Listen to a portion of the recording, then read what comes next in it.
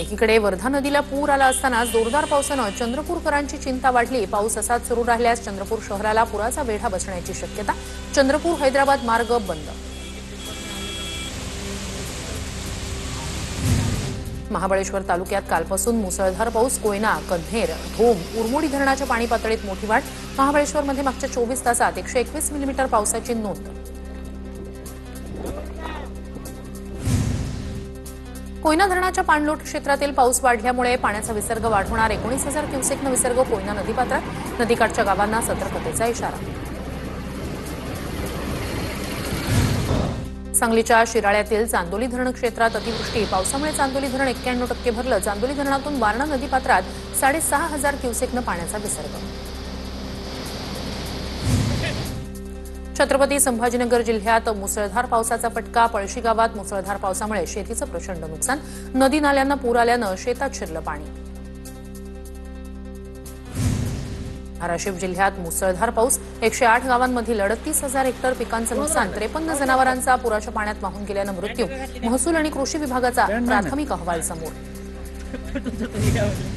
बीडच्या परळी तालुक्यात 2 दिवसांपासून जोरदार पाऊस। अनेकांच्या शेतांना तळ्याचं स्वरूप। पिकांचं मोठं नुकसान। नुकसान भरपाई देण्याची शेतकऱ्यांची मागणी। पूर्णा तालुक्यातील लिमला महसूल मंडळात अतिवृष्टीमुळे मोठं नुकसान। परभणीचे जिल्हाधिकारी रघुनाथ गावडे यांनी केली अतिवृष्टग्रस्त भागाची पाहणी।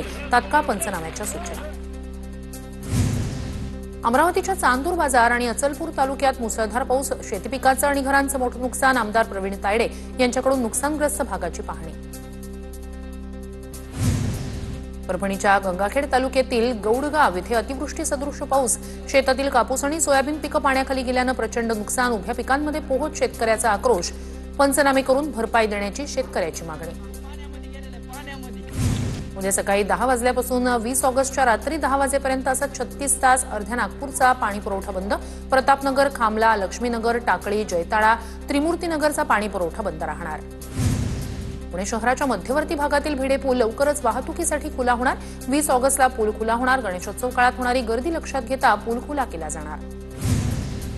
मध्य रेल्वे मार्गावर ऑटोमॅटिक सिग्नलिंग कार्यान्वित। या कामामुळे रेल्वेगाड्यांचा खोळंबा टळून गती वाढेल। रेल्वेगाड्या वेळेवर धावण्यास मदत होणार असल्यानं प्रवाशांना मोठा दिलासा मिळणार। जळगावातील रेल्वे स्थानक परिसरात रिक्षा थांबा सुरू। 20 रिक्षांना महाराष्ट्र नवनिर्माण वाहतूक सेनेचं ओळखपत्र स्टिकर लावलं। या उपक्रमामुळे प्रवाशांना शिस्तबद्ध सुसंगत रिक्षा सेवा उपलब्ध होणार।